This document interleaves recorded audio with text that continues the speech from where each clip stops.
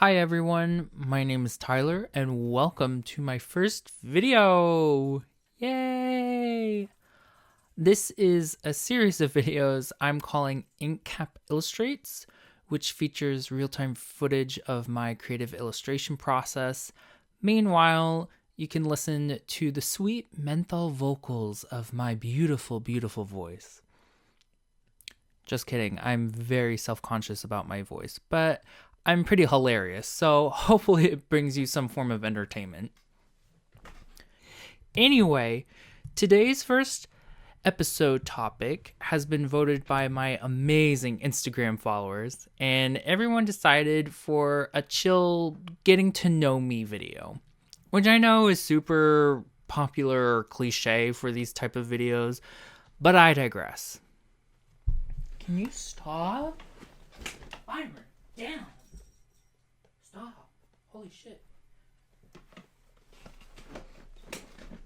But I digress.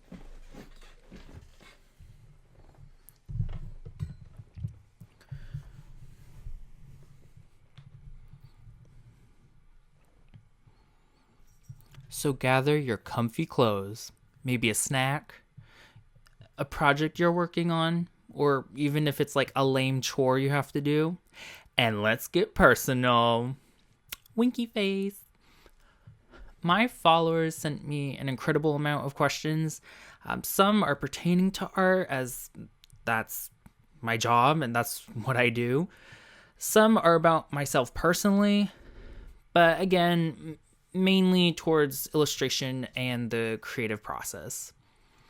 Before we get to those questions, let me first give some preface to what you are witnessing in this video if you actually are watching the video. I'm drawing a goose. Why a goose, you may ask? Well, how about you keep your business to yourself? Jesus. No, I decided to do a goose illustration because recently the migration of them traveling back north has just ended, and I love seeing geese like in the water where I am. Like, it's so cute how they're like swimming and looking all graceful with their like giant fluffy butts and their long necks, even though they are such assholes. Like, literally the most territorial birds. I actually knew someone in high school who got attacked by one, like near a pond or something, and she was legit, like, forever traumatized. It was hilarious because I didn't really like her, but it was just funny. And, like, wow, that can do that. And their tongues are, like, serrated or something. Like, what an animal, you know? But anyways, I think they're really cute. I love summertime, like ponds and those kind of ecosystems. So yeah, there be a goose. And as you can maybe be able to see, but yes, there be a goose. And you may be able to see that I had already sketched it out with my favorite mechanical pencil ahead of time. It's on cold press watercolor paper, and I had taped it down. The washi tape with the hands, that is actually just a bleed. And then I'm taping it down to a board because I like to use a lot of water. Oh, and on my work surface, there's also some newsprint just in case I get like water anywhere, because lately my work surface has been getting a little nasty. So that's down there too. That's that brown paper crap. But what I'm doing now is, since I have the sketch, I'm going in to ink it, and I'm using my favorite pen, which is the Pentel Pocket Brush Pen. Oh my stars. The quality of line with this pen is amazing. It's like if a fountain pen came with like a Japanese calligraphy tip, because the barrel is actually stored with ink, waterproof ink, which is really important for me, while the tip is these like really tiny nylon bristles, which come to the finest point I've ever seen. It's crazy. I can get heavy to very thin lines so easily, so quickly.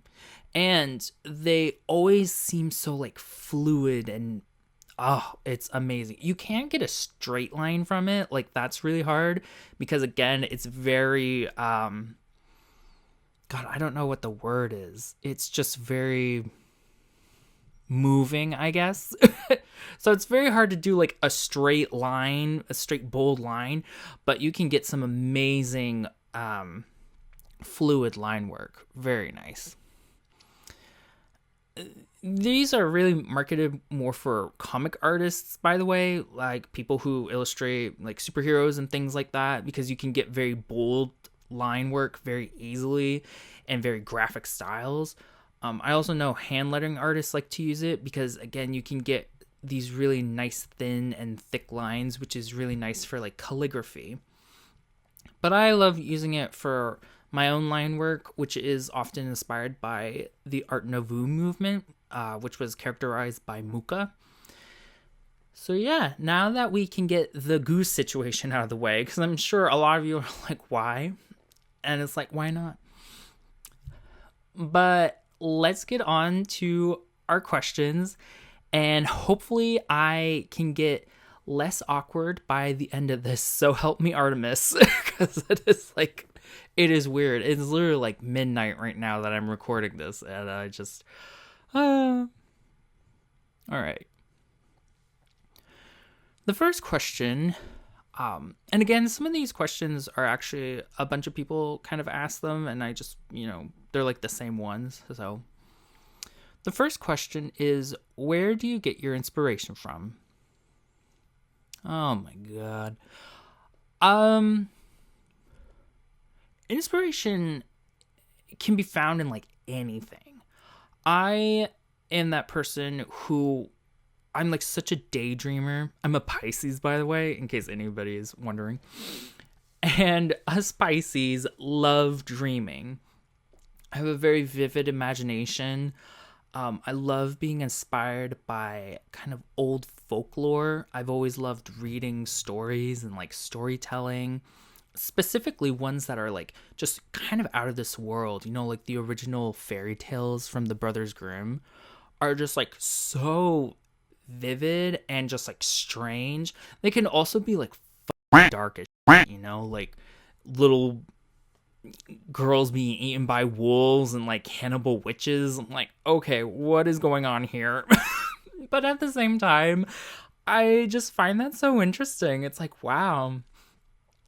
And also the biggest thing is nature. So I'm from Maine. This is currently where I live. And I live very close to a nature preserve and always have. And I just have always loved the refuge of the forest, like getting to hear the animals, see all the different like trees and plants. My favorite thing, of course, is finding mushrooms, because that's always really fun. It's like a treasure trove.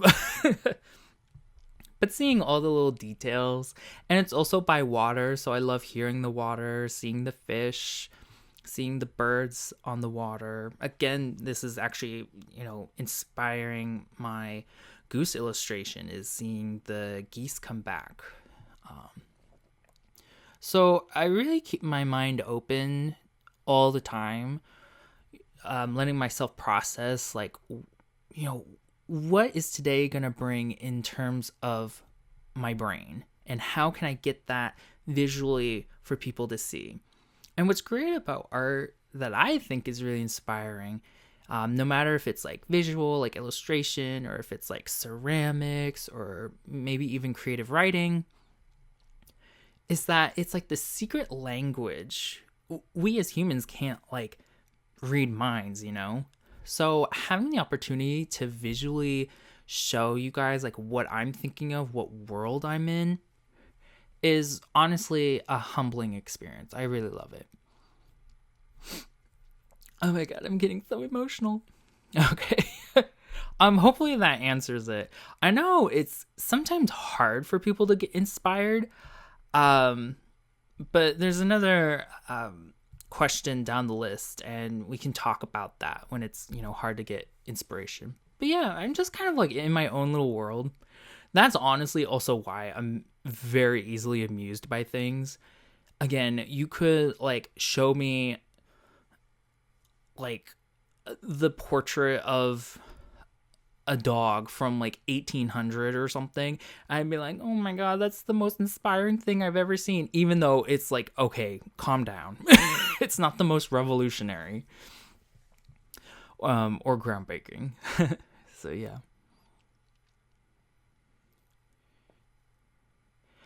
The next one is a really interesting one. I actually really love this.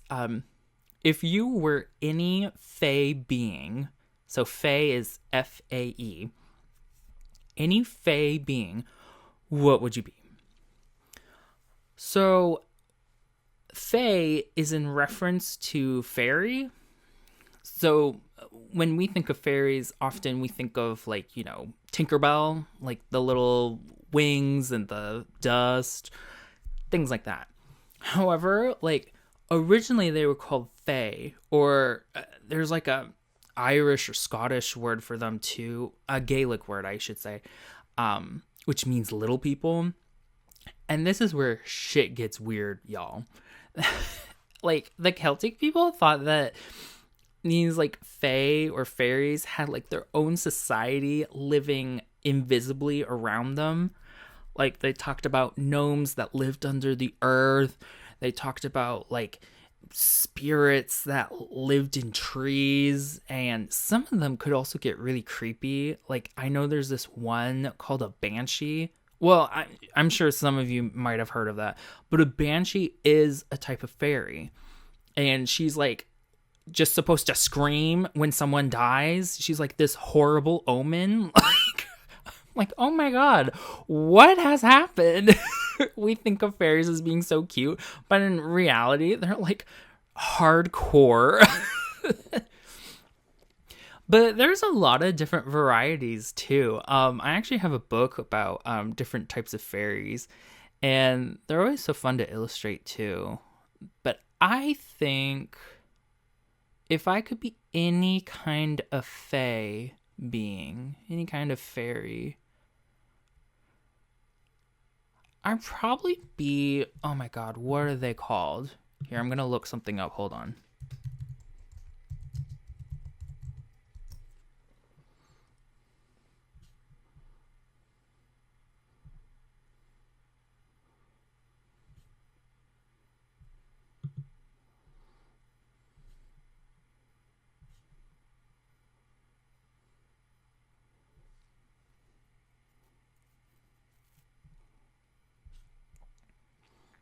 All right, so I found what kind of fairy I would be, and it would be, he's called Puck, but he's also called Robin Goodfellow.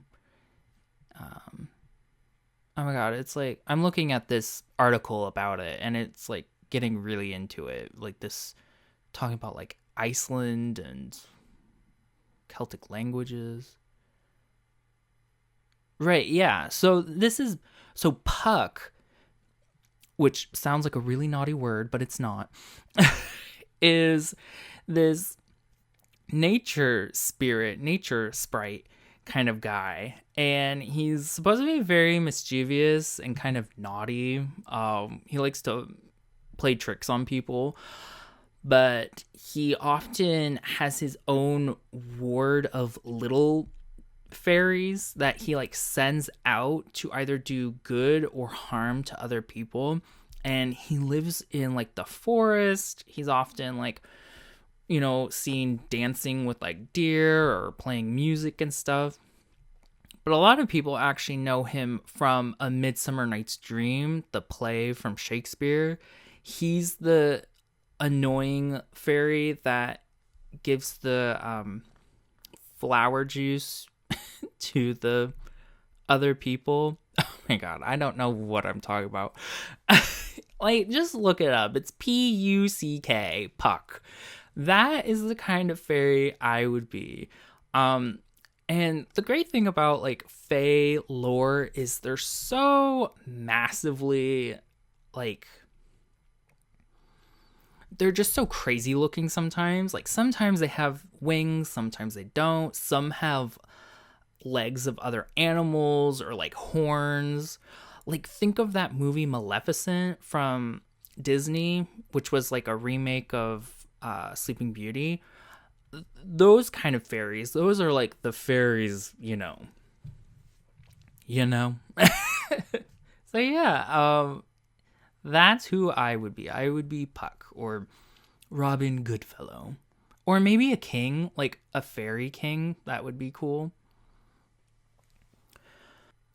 All right, next question. Favorite food that you could eat every day if your bowels allowed? Well, thank you so much for asking this question. And the obvious answer is cheese. Nothing more, nothing less. Like, literally, just give me blocks of cheese. Like, I have the taste buds of a 5-year-old. Like, lately in my adulthood, I've been getting more adventurous. But my favorite, and I was going to say pasta, but honestly, I love cheese so much more. Like, I love all kinds of cheese. It's just so good. And obviously, it's horrible for you, but it's just so good. Yeah, I would totally have cheese, like, every day. In fact, I probably do eat a lot of cheese, and that's, again, not good for me, but meh. Favorite TV show? Oh, wow. I don't really watch that much TV. That's the weird thing. Like, a lot of people think my inspiration comes from a lot of media and stuff like that. And sometimes I do illustrate things that I notice in, like pop culture or online or whatever. But for the most part, I don't really watch TV like religiously anymore. Definitely as a kid. And that helped with finding out who I am. Like, I used to love watching Sailor Moon with my sister. That was such a treat. And this was like the 90s. So, like, anime in America was new and, like, sort of this, like, just like, what? But yeah. Oh, favorite.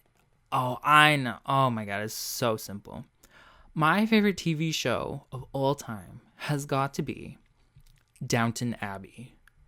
Can we just? It has drama.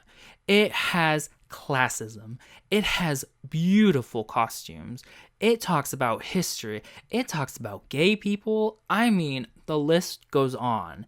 And again, some of the points are like so dramatic. Like, one of the characters, I forget her name already, but it's like all her husbands keep dying in like dramatic ways. I'm like, girl, stop marrying people. But it's like the 1910s in England. Like, what else is a girl supposed to do, apparently? But yeah, I just loved that show. It was the first show that like a character's death actually was like made me cry. It was when Sybil died. Like, oh my God, I thought my heart was just ripped from my chest. It was, oh my God. Still to this day, like, it's traumatizing.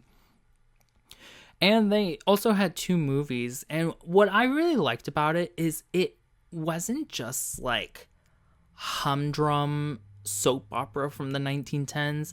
It really like dove into people's psyche, talking a lot about the reality of things at that time. And it spanned, like, the first episode was in 1912, I think, because it was the announcement of the sinking of the Titanic. And the like last episode was in like 1925 or 6 or something like that, during the roaring 20s, which had come over to England and really affected women's liberation. And I just really loved it. And the costumes are like, oh my God. I love historical costuming. It's just like candy to me. Oh my God, I love it. So yeah, I would say Downton Abbey. I'm sure there's like other ones I could say. Like again, I said Sailor Moon, but like who has time for that? Um, let me see. What inspires you to keep creating when you have artist block? So, yeah, this is a great question because artist block is like so frustrating. We as artists, when we decide if we want to keep this as our career or not, it is, you're creating to survive in a weird way. Not saying that I'm like if I don't create, I'll die, but that was a little dramatic. No, I'm saying that, currently the way we make income is thinking creatively. And sometimes our brains are like machines and they just get gunked up and you have that artist block. And what I can say for that, like days where I feel nothing is inspiring, first of all, maybe just think, is this the day to just take it easy, to not create? Sometimes it is also okay to not be inspired or create. Do something else, take a walk. I always love taking nature walks. Again, going to like the forest, just listening to all the sounds, and or even like running through the forest is really helpful too. Listen to some music, whether it's good or bad. Like sometimes I listen to my favorite bands, sometimes I listen to horrible early 2000s pop. you know Let your mind kind of wander. If you really do have that urge to still create though, and you're having this block, I always say get an art book out. I have thousands of art books. Some are actually like museums, so like the catalog of museum items from different areas in the world, and I'll just flip through that, look at what different artists did, stuff that pertains specifically to your kind of niche. So for me, I love a lot of old art, again, Art Nouveau. I also think of like classical paintings because I really love the drama in those, specifically from like the 18th century, kind of the Renaissance as well is always inspiring. And also anything to deal with nature. So really keep a open mind, or even better yet, like go to a museum, an art museum, because that is always really inspiring. You'll always discover something new, even if you've been to the museum like 20 million times. It's always great to go back because maybe they have a new exhibit on, maybe they changed around some of their formatting, or maybe there's something you haven't seen before there. So I always encourage museum visits. It's really great, even if it's not a big museum. I've gone to, there's in a town near me, there's called the Bowdoin College Museum of Art, and it's like this small art college. It's this small art museum, a part of a college. It's free, and I just go in and see what's happening. And they've had stuff that is very pertaining to my work, some of it not so much, and it's always really enjoyable to see. And again, like maybe bring music, bring a sketch pad, like doodle your feelings out. Just, you have to get through that gunk, and it's always hard, but you'll get through it. You really will. Read a story, watch like a movie that's really inspiring. That also really helps me too. Consume media that will work for you, or try consuming new media that will work for you. So even if it's like a new movie you've never seen before, but a lot of people recommend it for you, try it out. Just recently, my partner and I watched Return to Oz, which is like an 80s sequel to The Wizard of Oz.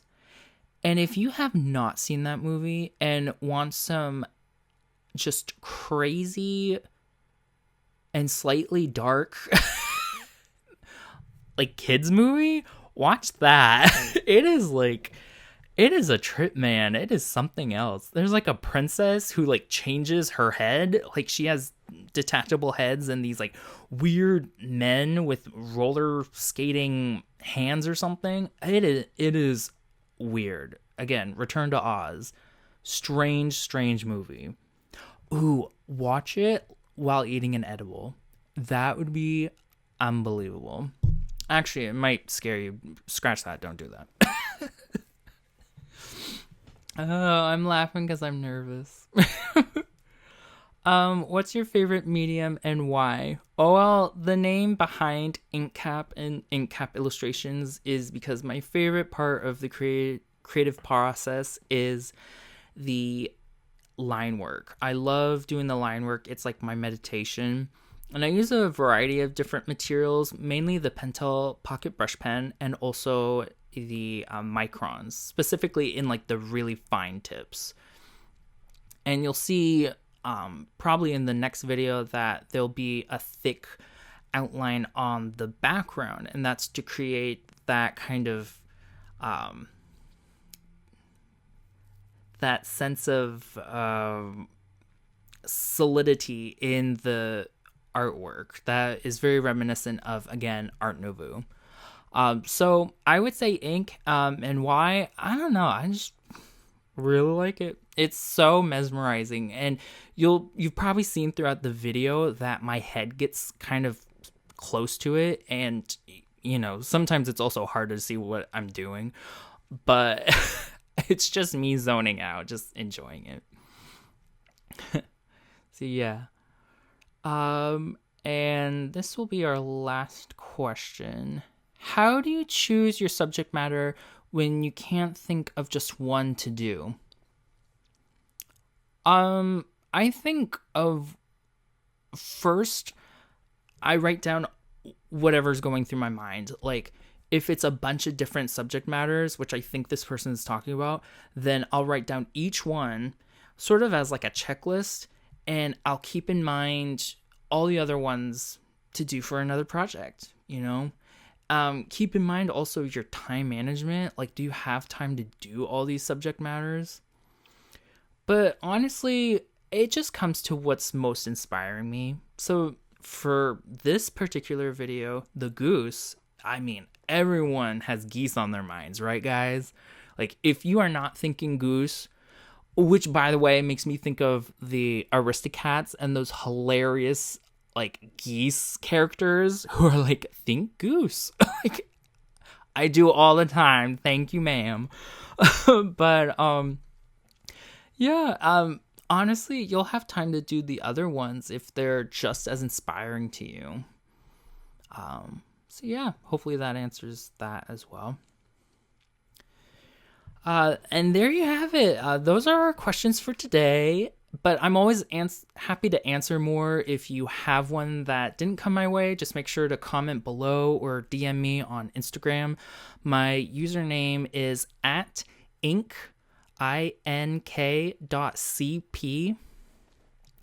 Now, I'm going to finish inking the goose, and hopefully on the next episode, we can get some color onto them. Also, I have to say, look how cute their feet are. Like, waterfowl feet are so adorable. It's like looking at bird talons with like funny swimming floaties stretched across them. It is so hilarious. Anyways, that's enough from me. Again, this is Tyler from InkCap Illustrations. Thank you so much for watching or listening. Give me a follow on Instagram, again, @ink.cp. My shop and events page is on my website, which is linked below. And until next time, au revoir.